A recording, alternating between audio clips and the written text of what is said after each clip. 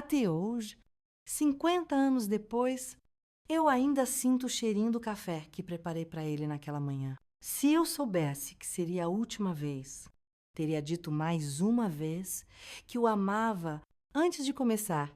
Comenta aí de onde você está assistindo esse relato. Viu? Tô curiosa para saber. Minhas queridas e queridos, eu me chamo Lourdes Ferreira, tenho 83 anos, nasci em 1942, numa cidadezinha do interior da Bahia, chamada Ituaçu. Muitos me conhecem como Dona Lurdinha da farmácia, porque por mais de 40 anos ajudei meu segundo marido, Suzy Carlos, a cuidar da única farmácia que tínhamos no bairro do Uruguai, aqui em Salvador. Mas antes disso, antes de toda essa vida que construí depois, houve o João, meu primeiro amor, meu primeiro marido, o homem que me ensinou o que era felicidade e que me foi tirado tão cedo, tão de repente, que às vezes ainda acordo no meio da noite, achando que vou encontrar Lu do meu lado na cama. Pessoal, queria lembrar vocês também para se inscreverem no canal e curtirem o vídeo, tá? Isso ajuda muito esse canal a trazer relatos reais de vovós diferentes todos os dias. Conheci o João em 1958, quando eu tinha 16 anos. Ele chegou na nossa cidade para trabalhar na construção da nova igreja matriz. Era um rapaz de 22 anos, filho de portugueses, com um sorriso largo que mostrava todos os dentes e mãos calejadas de quem trabalhava desde menino. Meu pai não gostou dele de início. Dizia que pedreiro não tinha futuro e que eu merecia coisa melhor.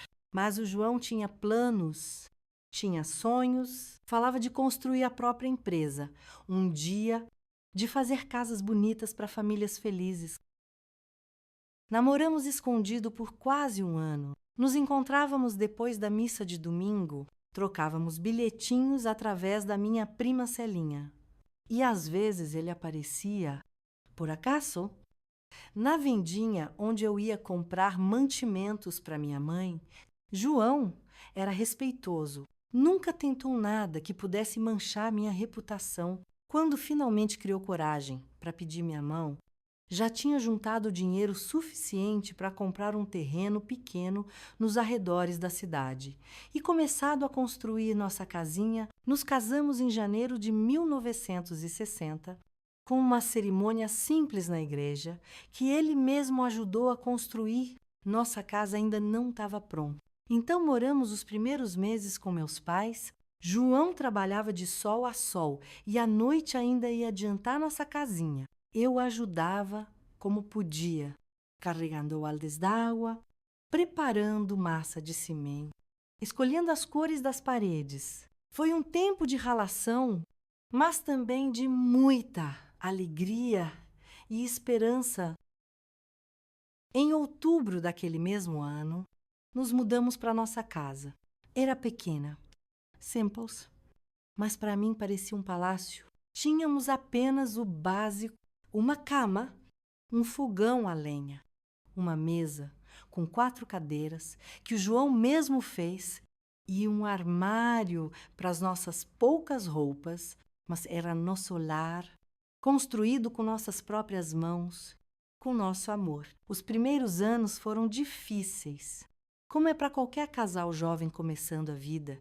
João trabalhava em construções, às vezes precisava viajar para cidades vizinhas. Quando aparecia serviço, eu comecei a costurar para fora, para ajudar nas despesas.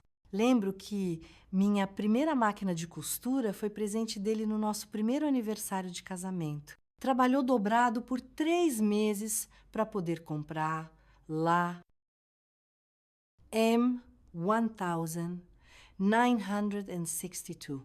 Tivemos nosso primeiro filho. O Joãozinho foi a maior alegria da vida do meu marido. Ele chegava do trabalho coberto de poeira e ia direto para o berço só para ficar olhando o menino dormir. Olha o que nós fizemos.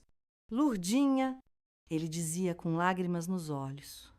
Um pedacinho de gente que vai ser melhor que nós dois juntos. Os sonhos do João começaram a se realizar quando 1965 ele conseguiu um empréstimo no banco para comprar seu primeiro caminhão de material de construção. Não era uma empresa ainda, era só ele dirigindo o caminhão, entregando o material, fazendo pequenas obras, mas era o começo de algo maior.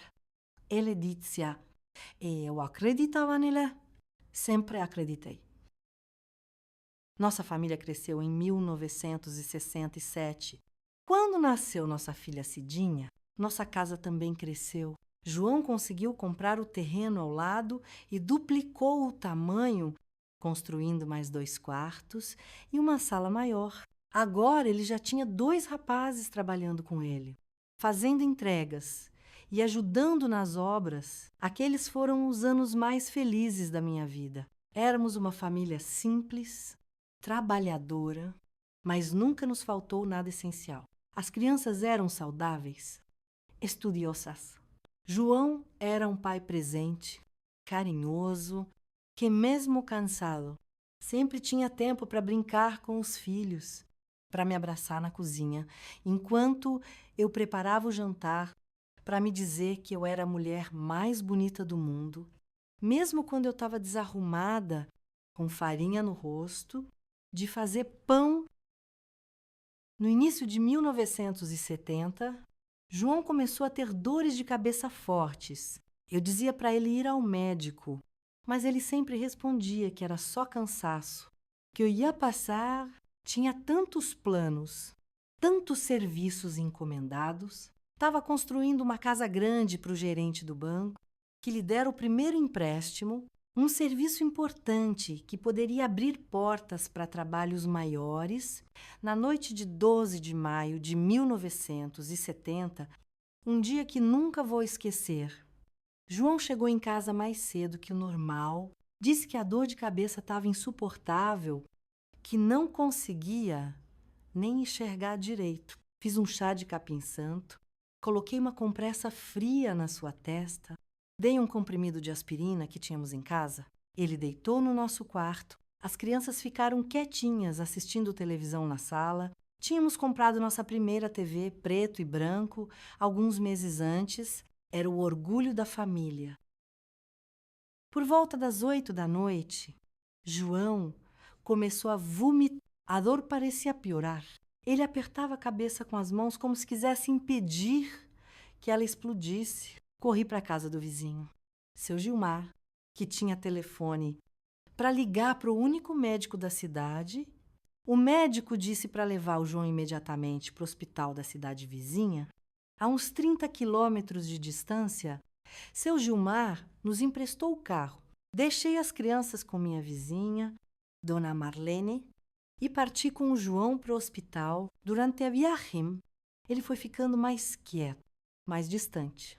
Segurava minha mão com força, mas já não falava mais. Seus olhos pareciam não enxergar mais nada. Quando chegamos ao hospital, os médicos o levaram imediatamente. Fiquei na sala de espera, rezando todas as orações que conhecia, fazendo promessas a todos os santos. Depois de quase 2 horas, o médico veio me ver. Sua expressão era grave. E antes mesmo que ele abrisse a boca, eu já sabia. Aneurisma cerebral.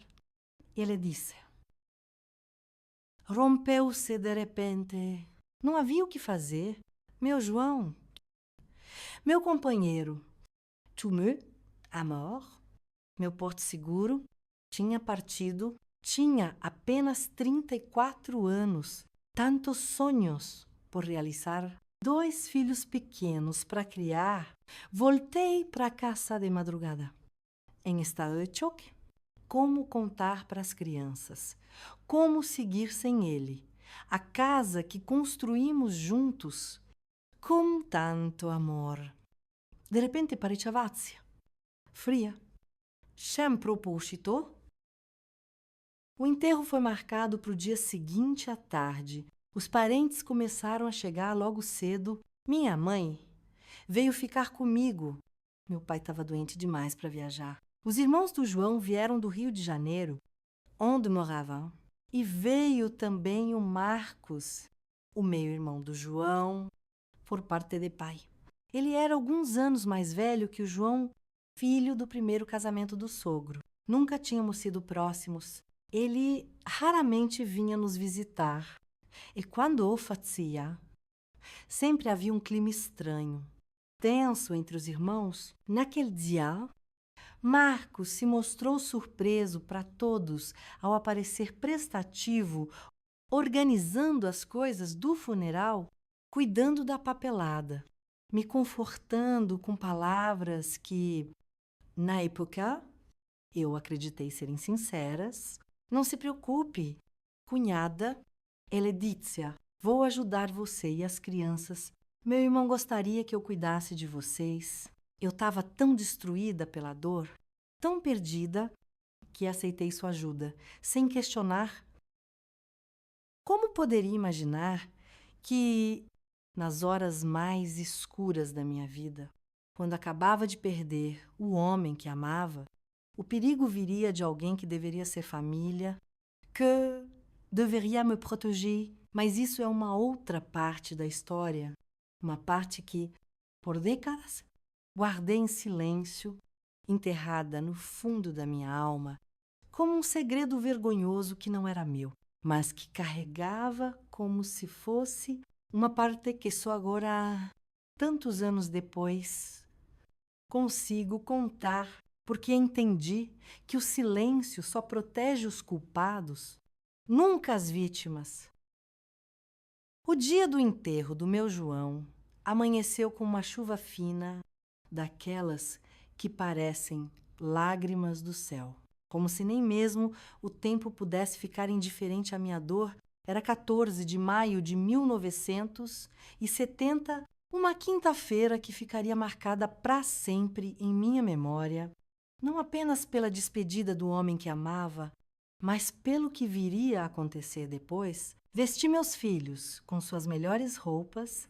Joãozinho, com 8 anos, já entendi o que tinha acontecido, segurava minha mão com força, tentando ser forte, como o pai sempre dizia que um homem deveria ser. Já a pequena Cidinha, com apenas 3 anos, perguntava a todo momento quando o pai voltaria da viagem. Cada pergunta era como uma faca atravessando meu peito. O velório foi realizado na sala da nossa própria casa. Como era costume na época, os vizinhos ajudaram a reorganizar os móveis, trouxeram cadeiras extras, café, pão. A solidariedade das pessoas simples sempre me comoveu. Dona Yol, é nossa vizinha da frente, assumiu a cozinha como se fosse sua, servindo cafezinho para os visitantes, enquanto seu Gilmar, que nos emprestara o carro na noite anterior, organizava o transporte para o cemitério. O caixão estava posto sobre nossa mesa de jantar, aquela mesma que o João construíra com suas próprias mãos, coberto por um tecido roxo, com um crucifixo e algumas flores silvestres que as crianças do bairro haviam colhido. A tia só ficou lotada rapidamente. João era querido na comunidade. Construíra tantas casas, ajudara tantas famílias. O padre Beto Keguchido fez suas orações, tentou me confortar com palavras sobre vontade divina e planos de Deus, que naquele momento soavam como um insulto à minha dor. Eu estava em transe, recebendo abraços, palavras de conforto que mal conseguia processar. Minha mãe se ocupava das crianças, tentando distraí-las um pouco, levando-as para o quintal quando o choro compulsivo tomava conta de mim. E o Marcos, o meio-irmão do João, continuava a se mostrar prestativo, recebendo as pessoas na porta, organizando as contribuições para o funeral, conversando com o dono da funerária. Você precisa descansar um pouco. Cunhada, ele me disse por volta do meio-dia, Quando já estávamos há quase 24 horas acordados, vá para o quarto, deite-se um pouco, eu cuido de tudo aqui. Não se preocupe, relute inicialmente, mas o cansaço era tanto, a dor tão profunda, que acabei cedendo. Fui pro me cartou, aquele que eu dividia com o João, e me sentei na cama. Não consegui deitar. O travesseiro ainda guardava o formato da cabeça dele, o cheiro do seu suor trabalhador ainda impregnava o lençol. Chorei silenciosamente, as lágrimas escorrendo, sem que eu sequer piscasse. A porta se abriu de repente. Era o Marcos. Pensei que tivesse vindo trazer algum recado, alguma informação sobre o funeral. Você tá bem, cunhada? Perguntou, fechando a porta atrás de si. Havia algo estranho no seu tom de voz, algo que não consegui identificar. De imediato, estou só cansada. Marcos, obrigada por ajudar com tudo, respondi, enxugando as lágrimas. Ele se aproximou, sentou-se ao meu lado na cama, muito perto, desconfortavelmente perto. Você sabe que sempre achei você uma mulher muito bonita. Não é? Lourdinha, disse ele, usando o apelido carinhoso que só o João costumava usar. Olhei para ele confusa, um alarme soando em algum lugar distante da minha mente, entorpecida pela dor. Marcos, acho melhor você voltar lá para fora. As pessoas vão precisar da sua ajuda. Tentei dizer, mas minha voz saiu fraca, trêmula. Ninguém vai sentir minha falta por alguns minutos, respondeu ela, colocando a mão no meu joelho. Além disso, você vai precisar de um homem para cuidar de você e das crianças. Agora, João gostaria que fosse eu.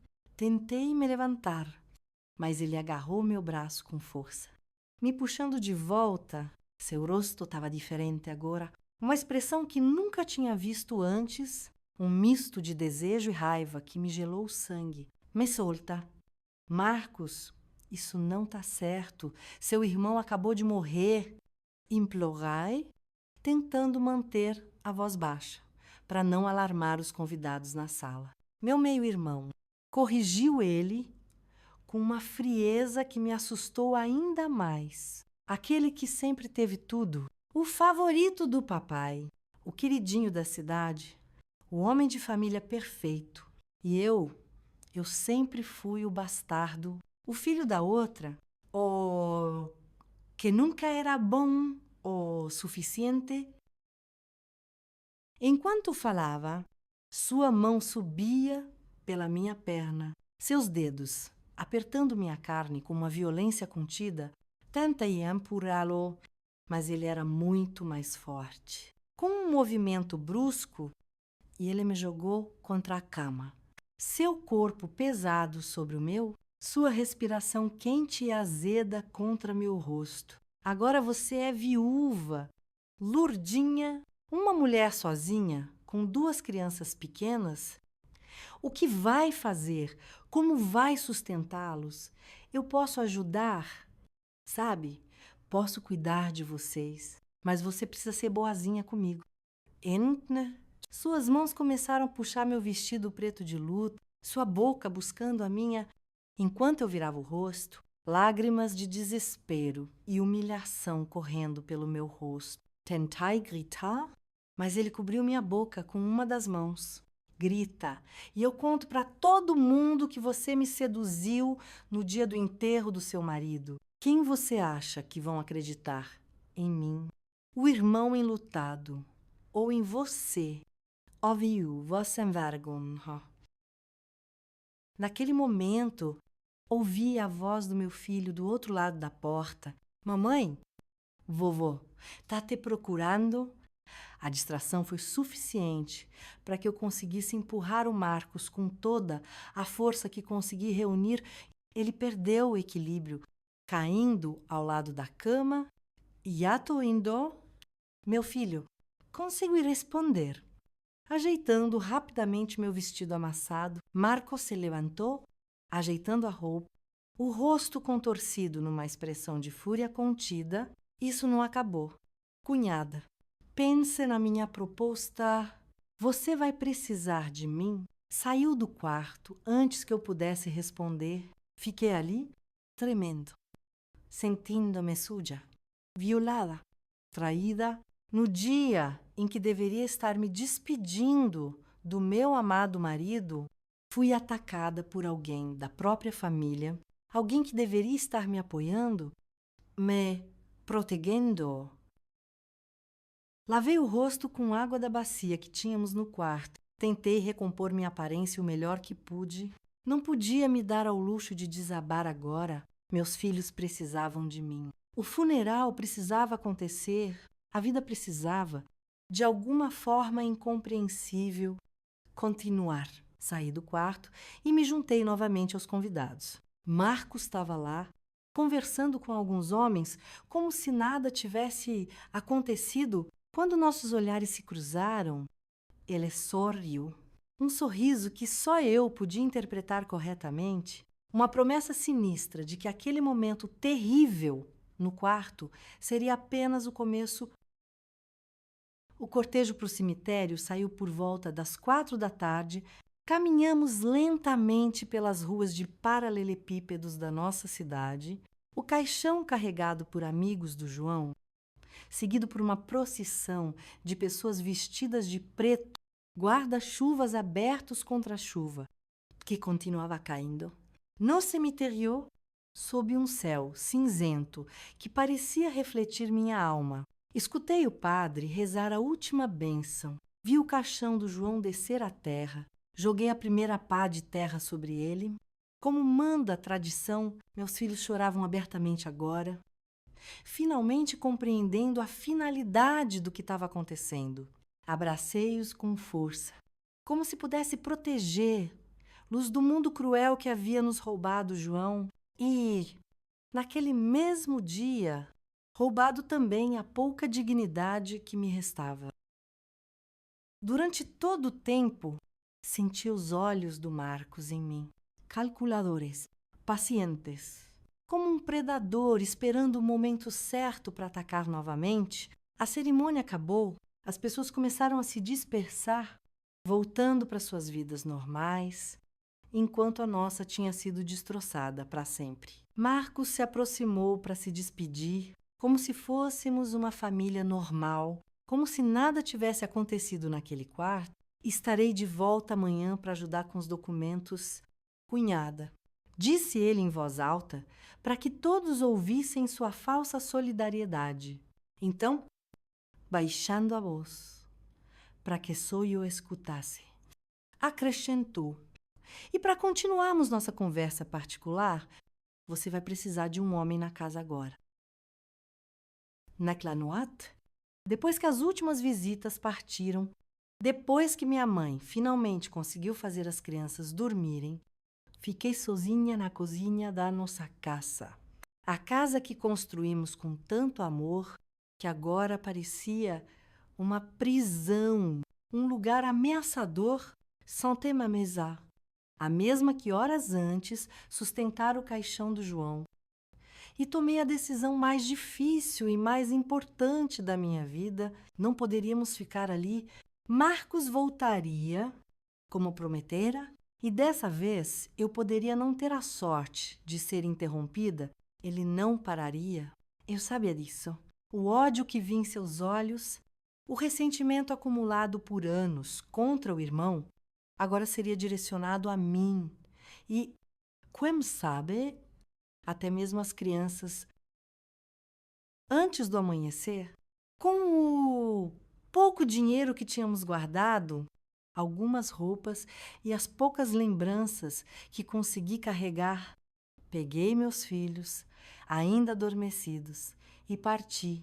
Deixei um bilhete para minha mãe, pedindo desculpas por partir assim, sem explicações adequadas, prometendo entrar em contato quando estivéssemos seguros. Pegamos o primeiro ônibus para Salvador, uma cidade grande, onde ninguém nos conheceria, onde o Marcos não poderia nos encontrar facilmente, uma cidade assustadora, Para uma mulher do interior com 2 crianças pequenas e o coração partido, mas também uma cidade de oportunidades, terei cometidos.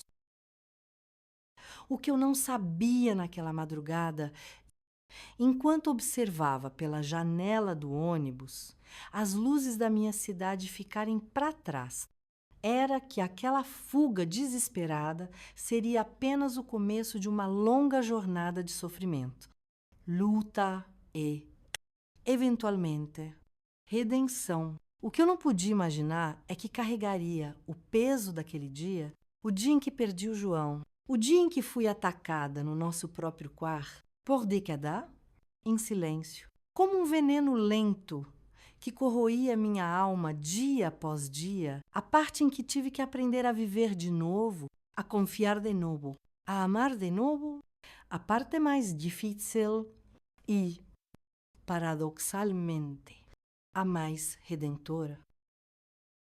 Chegar em Salvador com 2 crianças pequenas, uns trocados no bolso, e o coração destroçado, foi como mergulhar num abismo sem fundo. A rodoviária fervilhava de gente, barulho, movimento, tudo tão diferente da nossa cidadezinha pacata.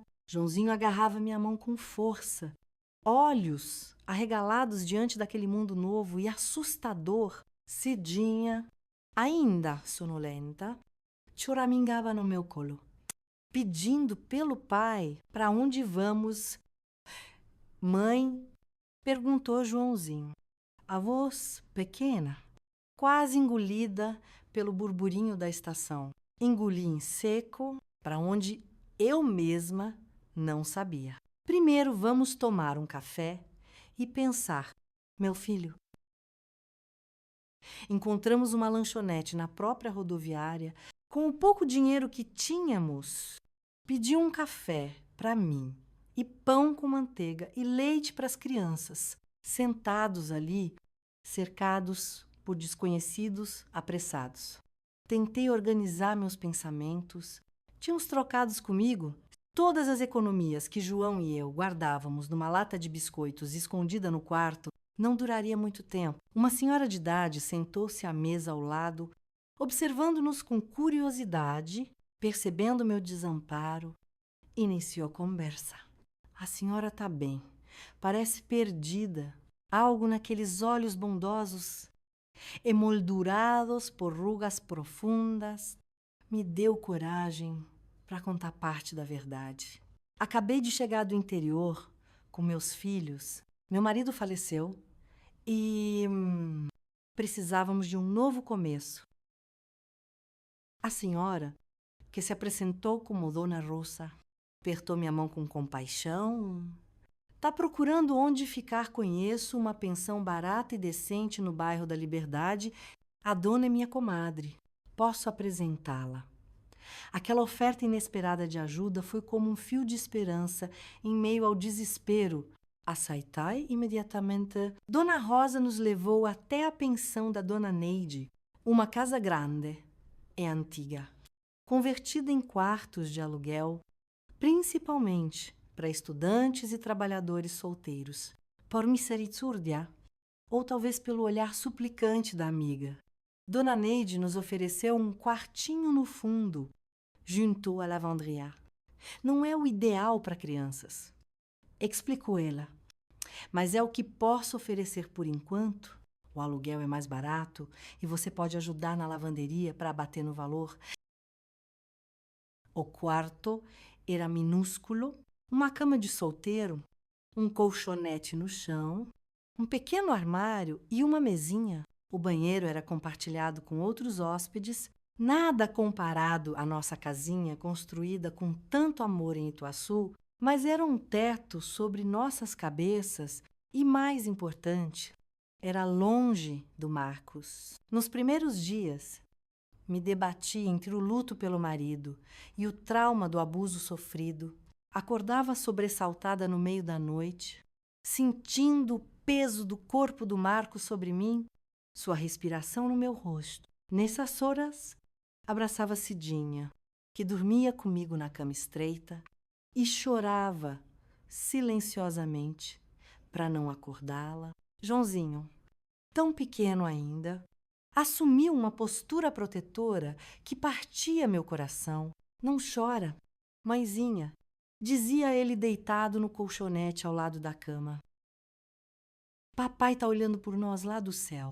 Durante o dia, trabalhava na lavanderia da pensão, esfregando lençóis e toalhas em tanques enormes, estendendo-os no varal do quintal, passando-os com ferros pesados, aquecidos no fogão a lenha. Meus dedos ficavam enrugados e rachados pelo sabão cáustico. Minhas costas doíam do esforço repetitivo, mas cada dor física parecia insignificante comparada à dor que carregava na alma.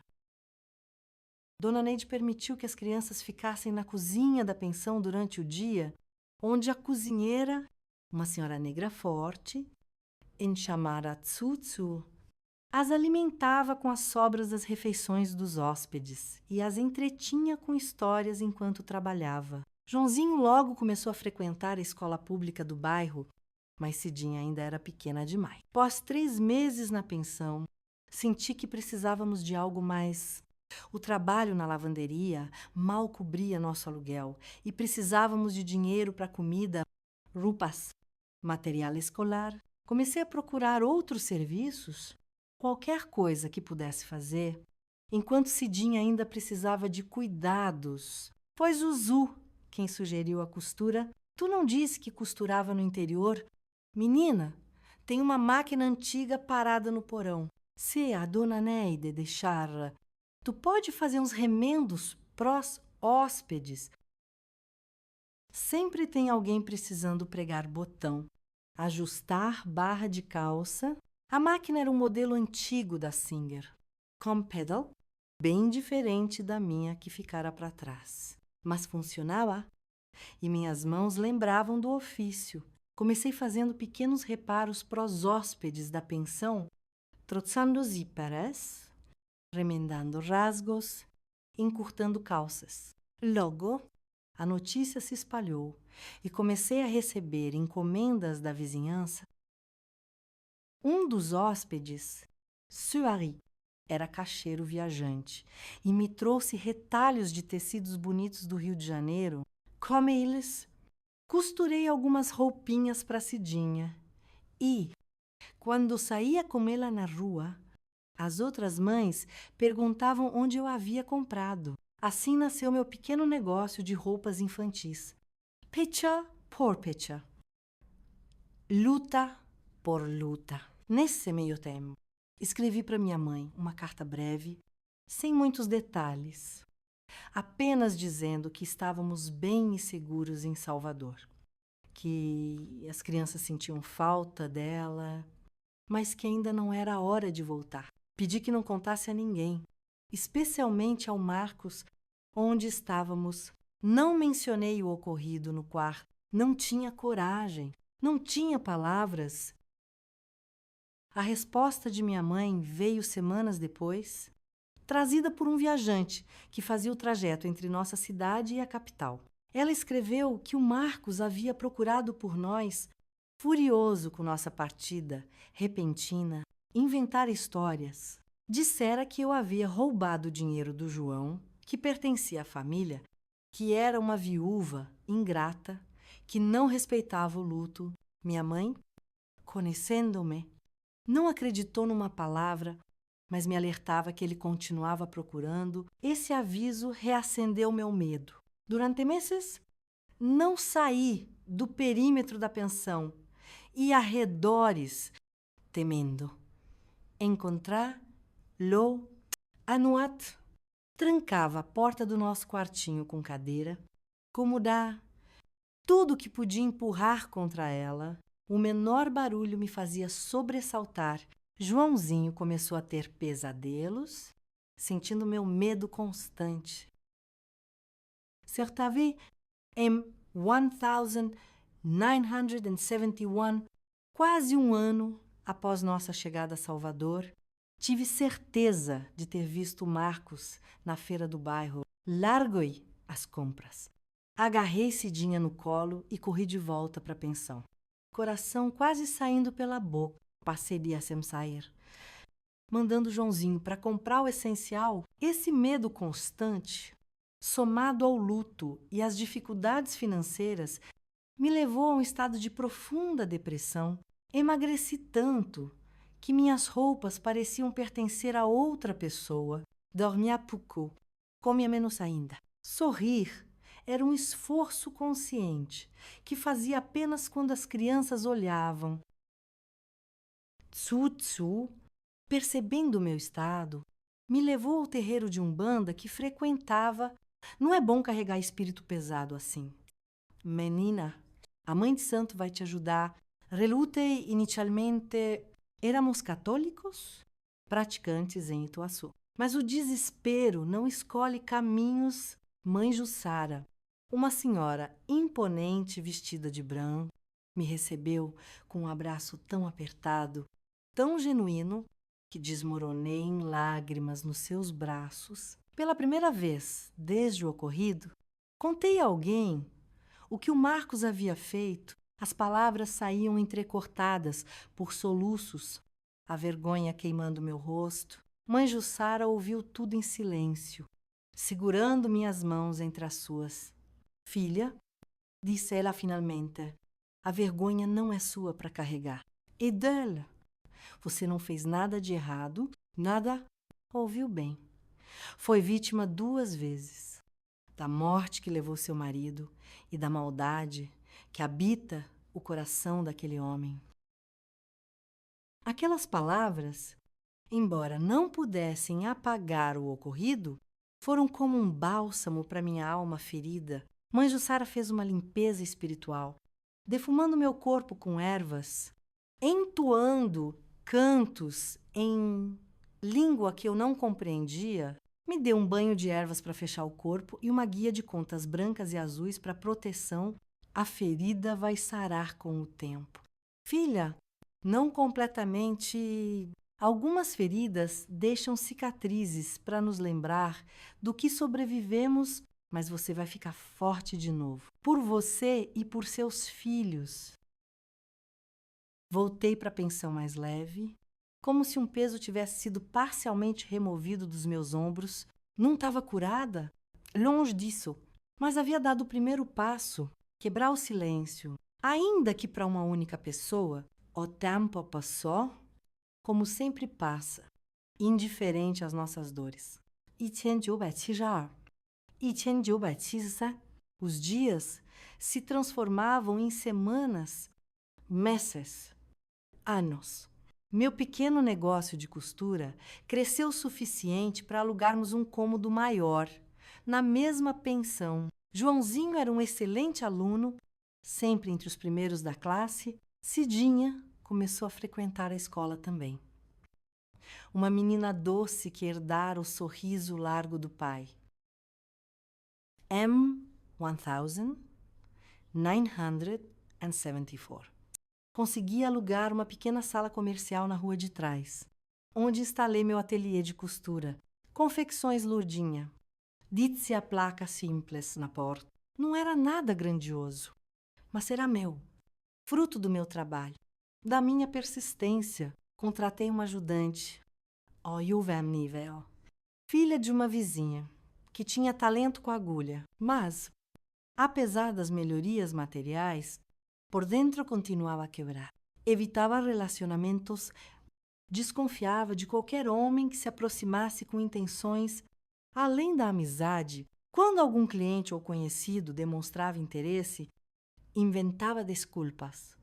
Dizia que ainda amava meu falecido marido, o que não deixava de ser verdade, que dedicava minha vida aos filhos. A verdade era que o toque de um homem me causava pânico instantâneo. Flashbacks do que acontecera naquele quarto me assaltavam nos momentos mais inesperados, preparando o jantar, costurando um vestido, penteando o cabelo de Cidinha. O cheiro de suor masculino num ônibus lotado era suficiente para me fazer descer no ponto seguinte, nauseada e trêmula. O medo do Marcos também persistia, embora com menos intensidade. Evitava visitar nossa cidade natal, Mesmo quando soube da doença de minha mãe, em 1975, mandei dinheiro para o seu tratamento, mas não tive coragem de velar. Quando faleceu? Não. Ano seguinte, o remorso por não ter me despedido somou-se ao peso que já carregava. Foi nesse período que comecei a ter problemas de saúde, enxaquecas frequentes, dores de estômago que nenhum remédio aliviava, insônia crônica. O médico do posto de saúde disse que era nervoso, receitou calmantes, que me deixavam zonza e incapaz de trabalhar. Abandonei-os após algumas semanas. Mãe, você precisa conversar com alguém. Insistia Joãozinho, agora com 14 anos.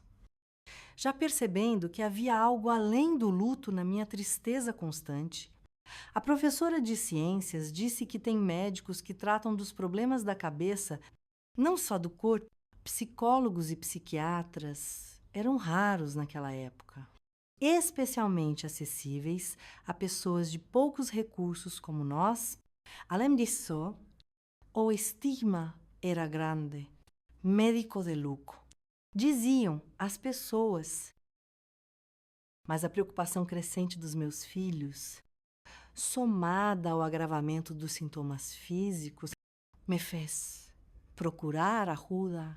Foi através de um programa social da igreja que encontrei a doutora Eliane, uma das poucas psicólogas que atendia gratuitamente na periferia uma mulher de meia idade, olhos rentes por trás de óculos grossos, que me ouvia com uma atenção que eu jamais havia experimentado. Nas primeiras sessões, falei apenas da morte do João, das dificuldades de criar os filhos sozinha, da saudade da minha cidade, mas doutora Eliane, como sua escuta atenta, percebia que havia algo mais.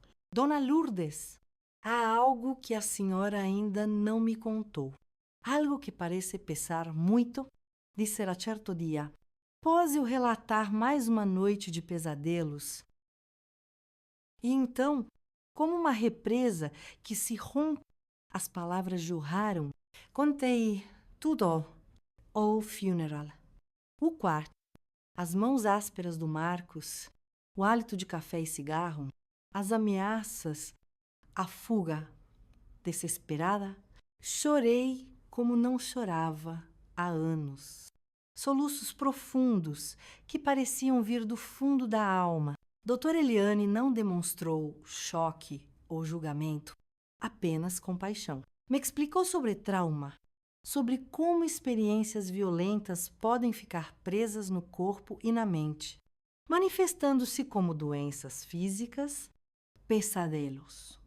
Pânico. O que a senhora viveu foi uma violência terrível. Num momento de extrema vulnerabilidade, não foi sua culpa. Nada disso foi sua culpa. Aquelas palavras, não foi sua culpa, ecoaram dentro de mim como um sino. Quantas vezes eu não havia me culpado por ter ido descansar no quarto, por não ter gritado mais alto, por ter fugido, em vez de denunciar. A vergonha e a culpa haviam sido minhas companheiras constantes por anos. As sessões com a doutora Eliane continuaram por meses. Depois anos, lentamente, como quem desata um nó muito apertado, fui processando o trauma, compreendendo que havia sobrevivido não apenas à perda do meu amado João, mas também à violência de quem deveria ter me protegido. Esse processo de cura, lento e doloroso, coincidiu com mudanças significativas em nossas vidas. M1977. Consegui um pequeno financiamento do banco para comprar uma casinha modesta no bairro da Pituba. Nada luxuoso, mas era nossa. O primeiro lar próprio. Desde que deixamos Ituaçu, a confecção prosperava, fornecendo uniformes escolares para 2 escolas da região. Joãozinho prestes a completar o ensino médio. Sonhava em cursar engenharia. Como o pai, Cidinha, com seus 10 anos, demonstrava talento para o desenho, criando modelos que eu, por vezes, adaptava para minhas confecções. Superficialmente, éramos uma família que havia superado grandes dificuldades. Nos álbuns de fotos que começamos a acumular, sorríamos em aniversários, formaturas, Naté. Mas, por baixo desses sorrisos, eu ainda carregava as cicatrizes do que acontecera naquele dia de maio de 1970, cicatrizes que, como Mãe Jussara previra, jamais desapareceriam completamente, mas que começavam, finalmente, a doer um pouco menos. O caminho para a verdadeira cura, porém, exigiria. Mais de mim, exigiria que eu enfrentasse não apenas o passado, mas também o futuro e, principalmente, que enfrentasse meu agressor, algo que, até então, parecia impossível. Foi em julho de 1978, numa tarde chuvosa típica do inverno baiano, que o passado finalmente me alcançou e eu estava no ateliê, ajudando Cidinha com um trabalho escolar, enquanto a máquina de costura descansava, a sineta da porta tilintou e, quando levantei os olhos, meu sangue gelou nas veias. Marcos estava ali, parado na soleira, o chapéu gotejando água da chuva. 8 anos mais velho, mas com o mesmo olhar que me assombrava nos pesadelos. Finalmente te encontrei. Cunhada, disse ele, a voz carregando aquele tom que só eu reconhecia por trás da aparente cordialidade. Cidinha, percebendo minha súbita palidez, agarrou minha mão. Mamãe, quem é esse homem? Meus lábios estavam secos. Meu coração martelava com tanta força que pensei que fosse desmaiar, mas algo havia mudado em mim ao longo daqueles anos. Não era mais a jovem viúva desamparada, quebrada pela dor. Cidinha, vá lá para dentro e chame a Nívia. Diga a ela para telefonar para o seu irmão na faculdade. Minha filha hesitou, sentindo perigo na tensão do ar, mas obedeceu, esgueirando-se para os fundos do ateliê. Marcos fechou a porta atrás, desci o sino tintilando novamente como um alerta. Bonito lugar que você montou aqui. Lurdinha, prosperando enquanto deixou todo mundo para trás. Até a sua própria mãe que morreu chamando seu nome. A menção à minha mãe foi como uma facada. A culpa pelo abandono forçado, pela despedida que nunca aconteceu. Ainda doía profundamente. O que você quer? Marcos, perguntei. Grata por minha voz não tremer, ele se aproximou, examinando os tecidos expostos, passando os dedos sobre uma máquina nova que eu havia comprado há pouco. Só quero o que é meu por direito. João me devia dinheiro, muito dinheiro, e você fugiu com ele. Era mentira e claro. Mas uma das muitas mentiras que ele construíra para justificar sua perseguição, seu ódio. João não te devia nada. E mesmo se devesse, já se passaram 8 anos. Porque agora ele sorriu. Aquele sorriso torto que fazia meu estômago revirar. Porque agora você tem algo a perder. Não é um negócio próprio. Uma casinha, aquela menininha bonita que acabou de sair. Quantos anos ela tem? 11, 12, idade perigosa. A ameaça velada à minha filha despertou algo primitivo dentro de mim. Um odio profundo, uma coragem que eu não sabia possuir. Saia daqui. Ordenai. A voz baixa, mas firme. Saia agora. Ou eu grito e chamo todos os vizinhos. E dessa vez eu conto tudo, tudo que você fez naquele quarto, no dia do enterro do seu próprio irmão. A expressão dele se transformou em fúria. Quem acreditaria em você? Uma viúva que abandonou a família, que fugiu como uma criminosa. Eu acreditaria nela. A voz de Joãozinho soou da porta dos fundos. Meu filho, agora com 16 anos, alto e forte como o pai, encarava o tio com um misto de confusão e determinação. Atrás dele estavam Nive e Cidinha, olhos arregalados. Joãozinho, disse Marcos, tentando recuperar a compostura.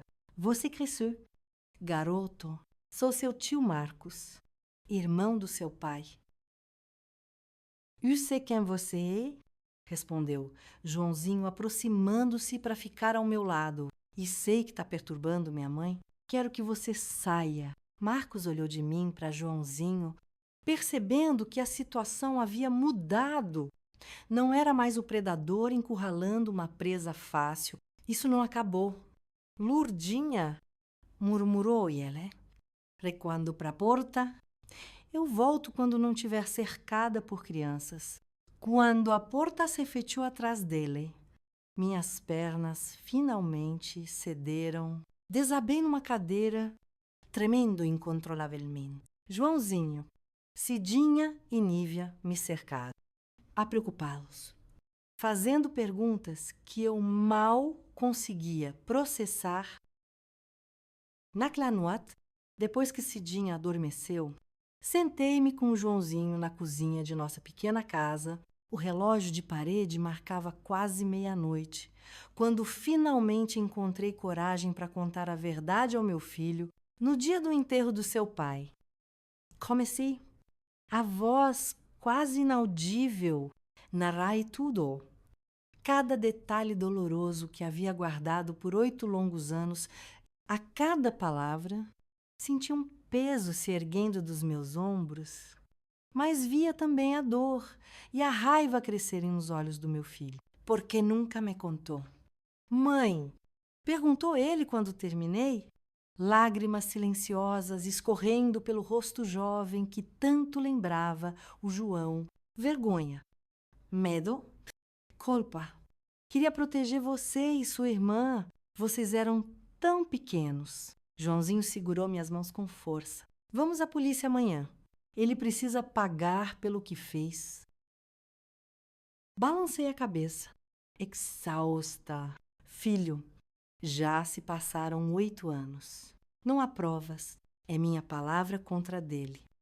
Naquela época, essas coisas eram ainda mais abafadas do que são hoje. Então, o que vamos fazer? Esperar que ele volte a ameaçar você de novo? Ou pior, fazer algo com a Cidinha? A menção a essa possibilidade fez meu coração apertar. Não, eu não permitiria que a história se repetisse, não com minha filha. Na manhã seguinte, fui ao consultório da doutora Eliane, fora do meu horário habitual. Contei sobre a visita do Marcos, sobre a conversa com Joãozinho, sobre meu medo renovado.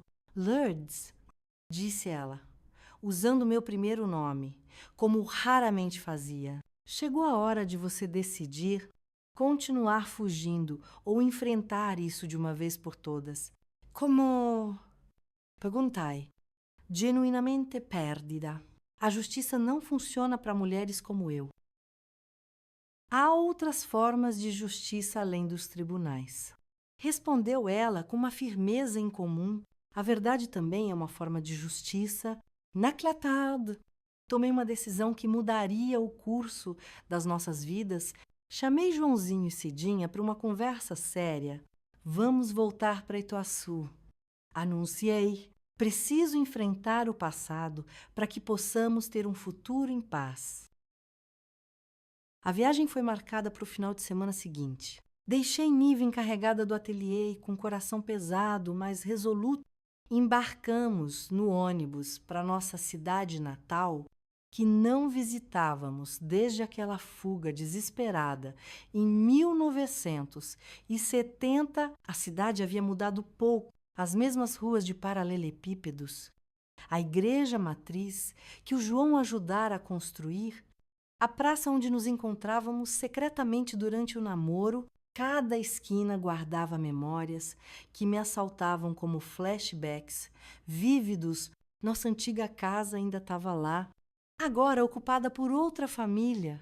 Parei em frente por alguns minutos, contemplando silenciosamente a varanda onde João e eu planejávamos nosso futuro. Nas noites quentes de verão, ficamos hospedados na casa de tia Genoveva, irmã de minha mãe, a única familiar com quem mantive contato mínimo ao longo dos anos.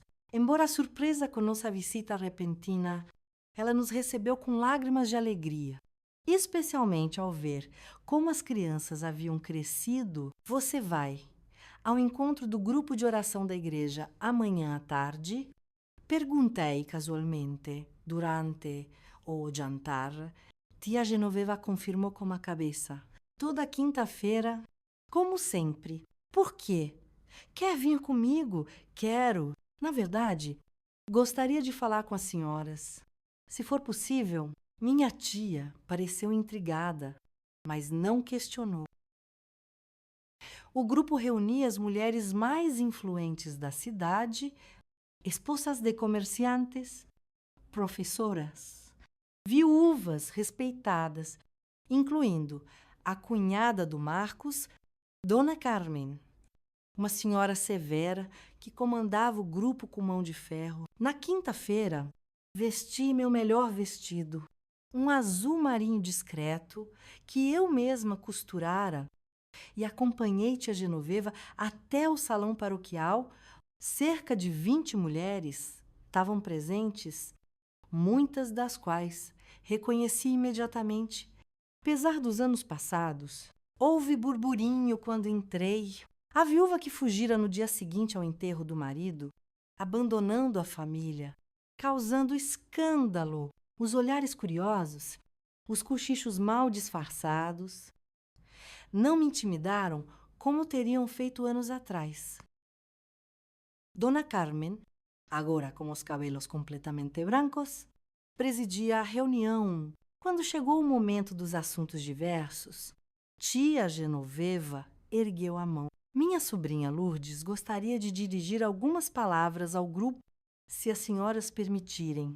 Houve hesitação, olhares trocados, mas a curiosidade prevaleceu.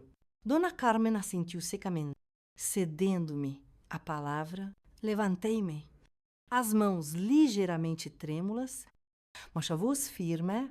Agradeço a oportunidade de falar às senhoras. Sei que muitas de vocês devem ter perguntas sobre minha partida repentina há 8 anos. Hoje vim responder essas perguntas e contar uma verdade que mantive em silêncio por tempo demais.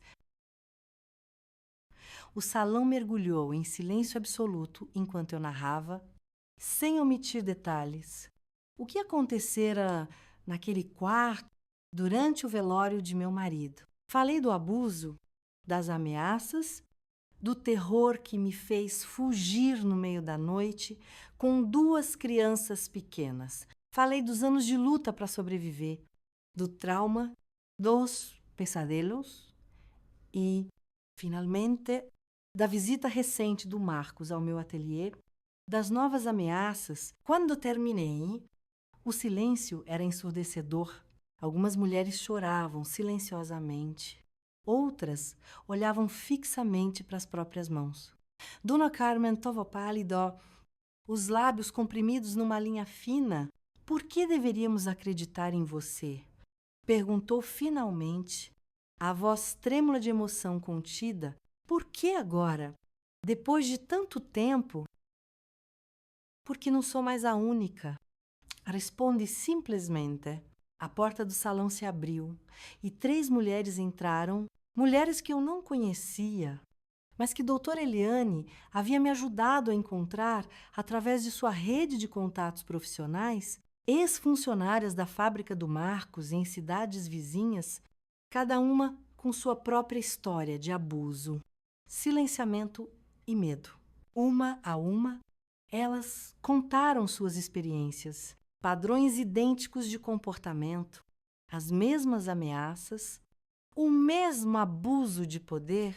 A cada relato, via o rosto de Dona Carmen se transformar da descrença à compreensão, da negação à dor e, finalmente, à resolução. Quando a última mulher terminou de falar, Dona Carmen se levantou lentamente, parecendo subitamente envelhecida. Meu marido precisa saber disso, declarou, a voz firme. Apesar das lágrimas, o juiz Medeiros precisa saber disso. Nos dias que se seguiram, uma tempestade desabou sobre Ituaçu. Reuniões foram convocadas, depoimentos colhidos informalmente. O juiz Medeiros, marido de Dona Carmen e figura mais respeitada da cidade, chamou o Marcos para uma conversa em seu gabinete. O que exatamente foi dito naquela conversa, nunca soube, mas seu impacto foi imediato. Em menos de uma semana, Marcos anunciou que venderia suas propriedades na cidade e se mudaria para o Amazonas antes que o mês terminasse. Havia partido, deixando para trás uma reputação em ruínas.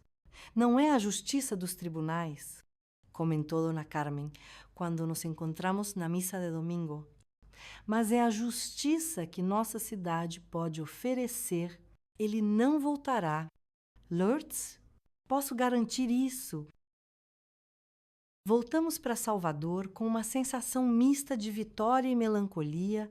A justiça formal, com processos e sentenças, não aconteceu, mas a verdade havia sido exposta, reconhecida, validada.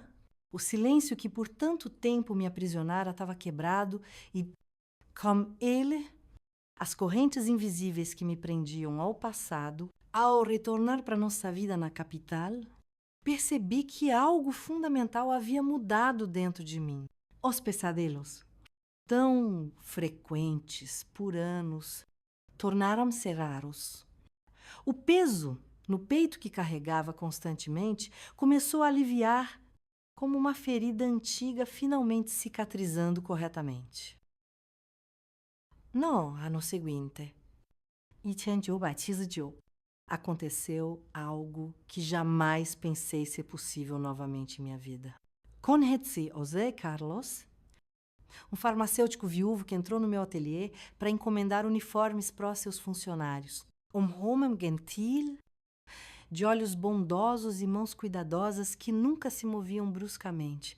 Nosso relacionamento cresceu lentamente, construído sobre conversas sinceras, respeito mútuo e uma compreensão profunda das cicatrizes que ambos carregávamos. Contei-lhe toda a minha história, sem omissões. Ele escutou, chorou comigo e prometeu nunca fazer ou dizer nada que pudesse me lembrar daquele trauma. M1980. Nos casamos numa cerimônia simples. Joãozinho, prestes a se formar em engenharia, conduziu-me ao altar. Cidinha, então, com 13 anos, foi nossa dama de honra. A pequena farmácia do Zé Carlos e meu ateliê de costura se fundiram num negócio familiar que prosperou nos anos seguintes. Não foram apenas os aspectos materiais e emocionais da minha vida que se transformaram. Comecei a falar abertamente sobre minha experiência, primeiro em grupos de apoio a mulheres organizados pela doutora Eliane, depois em palestras para profissionais de saúde mental e serviço social, M1985. Participei da fundação da primeira associação de apoio a vítimas de abuso sexual em Salvador. Cada vez que compartilhava minha história, cada vez que via nos olhos de outra mulher o reconhecimento da própria dor e a centelha de esperança que minha trajetória acendia, sentia que estava transformando o sofrimento em propósito. O que o Marcos pretendera como minha destruição tornara-se através de um longo e doloroso processo. Uma fonte de força e significado. Hoje, olhando para trás do alto dos meus 83 anos, vejo uma vida marcada por perdas inimagináveis, mas também por ganhos igualmente extraordinários. Meus filhos cresceram fortes e íntegros. Apesar das adversidades, Joãozinho, seguindo os passos do pai, tornou-se um engenheiro respeitado, construtor de pontes e estradas pelo Brasil. Cidinha, inspirada por nossas lutas, formou-se em direito e hoje defende mulheres vítimas de violência. A dor nunca desaparece completamente.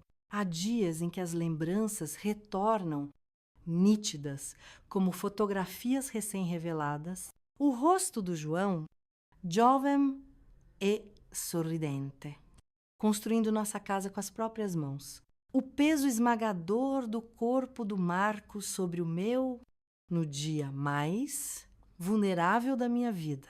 A sensação de desamparo ao chegar em Salvador, com 2 crianças pequenas e um coração despedaçado. Mas aprendi que nossa história não é definida apenas pelos nossos momentos mais sombrios. É também moldada por nossa capacidade de seguir adiante, de reconstruir, de transformar o sofrimento em sabedoria e compaixão. É isso que tento ensinar às mulheres jovens que hoje me procuram, buscando conselhos ou simplesmente uma ouvinte que possa compreender sua dor.